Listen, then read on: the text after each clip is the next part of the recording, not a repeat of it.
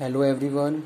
आज हम बात करेंगे स्ट्रेटेजिक मैनेजमेंट में 5 stages of strategic management process. ठीक है, the concept of strategic management and the 5 stages of strategic management we are going to start in this video lecture.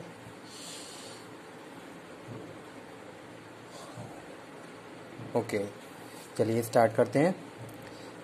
Strategic management is the ongoing planning, monitoring, analysis and assessment of all necessities an organization need to meet its goals and objectives। ठीक है, अब यहाँ पे एक ही definition में बहुत सारे points include किए गए हैं, वो हम डिस्कस कर लेते हैं। Strategic management is ongoing planning. First of all, first thing is ongoing planning means to say you are plan about your organisation success to achievement of your goals. ठीक है, आप क्या कर रहे हो? आप प्लानिंग कर रहे हो अपनी ऑर्गेनाइजेशन की सक्सेस के लिए, आपके जो भी गोल्स हैं, आपके जो भी ऑब्जेक्टिव्स हैं, उनको अचीव करने के लिए।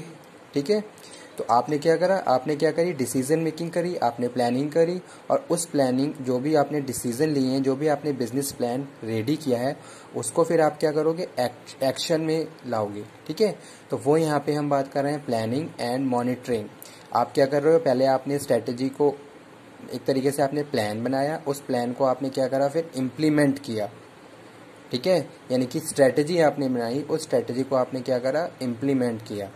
तो यहाँ पे हम बात कर रहे हैं planning, monitoring, analysis and assessment of all necessities and organisation need to meet its goals and objectives.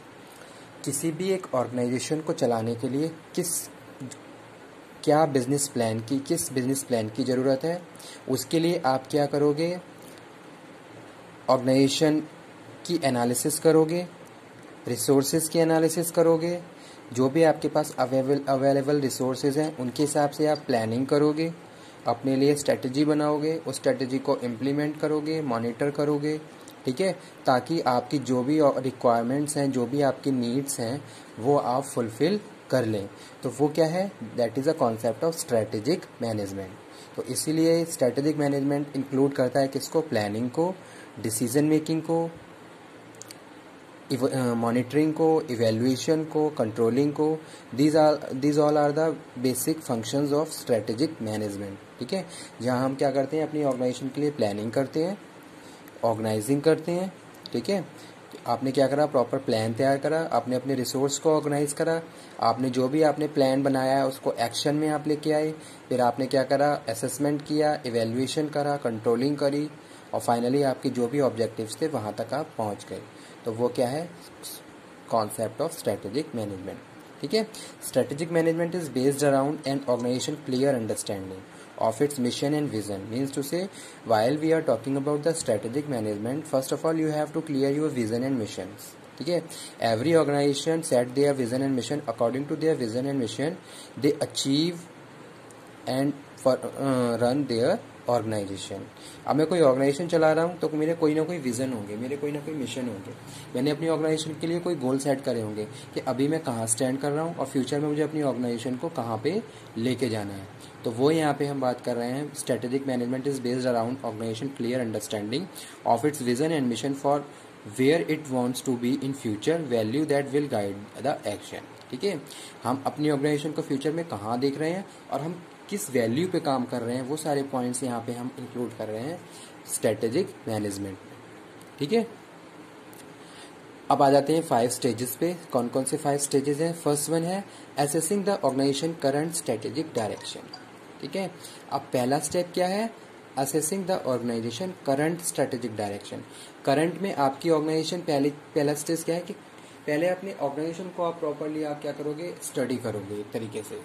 ठीक है, एक तरीके से स्टडी करना ही बोल देते हैं कि आप क्या कर रहे हो। अगर आपने अपने लिए कोई गोल सेट किए हैं तो पहले आप क्या करोगे? अपनी ऑर्गेनाइजेशन को प्रॉपर स्टडी करोगे कि अभी हम कहाँ पे स्टैंड कर रहे हैं, हमारी क्या पोजीशन है, हम कितनी स्टेबिलिटी से काम कर पा रहे हैं, नहीं कर पा रहे हैं, कौन कौन से रिसोर्स हमारे पास अवेलेबल हैं। तो वो सारे पॉइंट यहाँ पे हम बात कर रहे हैं किसमें? Assessing the organisation current strategic direction. Okay, उसके बाद हम बात करें किसकी, identify and analysing internal and external strength and weaknesses.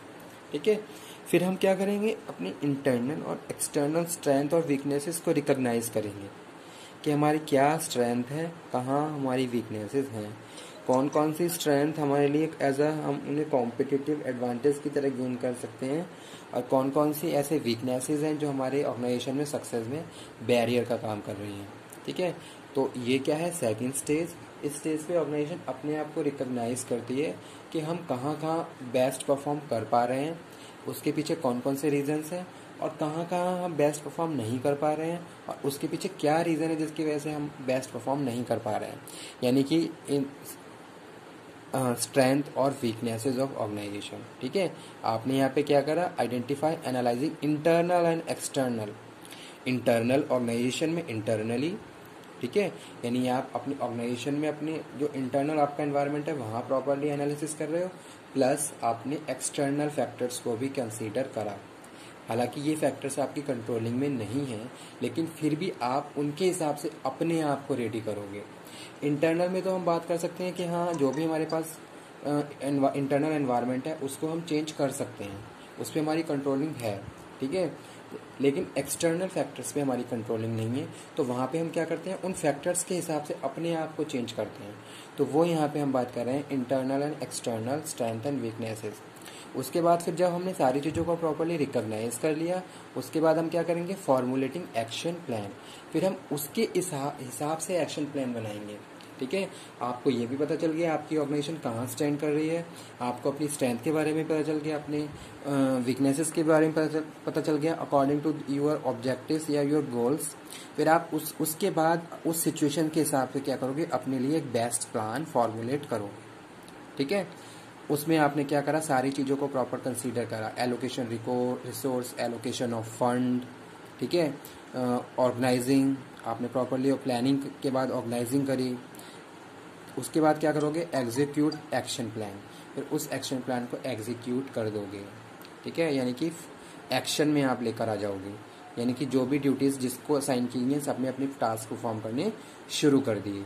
ठीक है, जैसे कि right person on right job, special required skills person. ठीक है, तो स्किल्स के हिसाब से आपने लोगों को टास्क असाइन करे हैं, यानी कि जो भी आपकी स्ट्रेटेजी थी वो आपने फॉर्मुलेट कर दी, एक्शन में आपने उसको कन्वर्ट कर दिया।